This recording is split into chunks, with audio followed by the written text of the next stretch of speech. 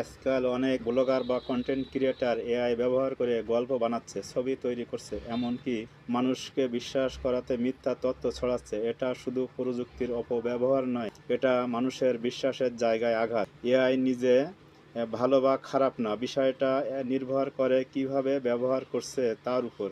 কেউ যদি এআই দিয়ে জ্ঞান ভাগাভাগি করে সেটা সমাজের উপকার, কিন্তু কেউ যদি মিথ্যা বানিয়ে ছড়ায় সেটা মানুষের বিভ্রান্ত করা অপরাধ।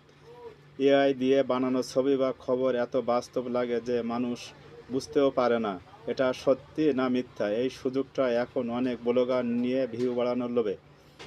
আমাদের এখন দরকার সচেতন থাকা, প্রতিটা খবরের উৎস যাচাই করা। কেবল এআই না, মানুষও ভুল করতে পারে, কিন্তু মিথ্যা ছড়ানো কখনোই গ্রহণযোগ্য না। প্রযুক্তি আমাদের সাহায্য করার জন্য, বিভ্রান্ত করার জন্য নয়।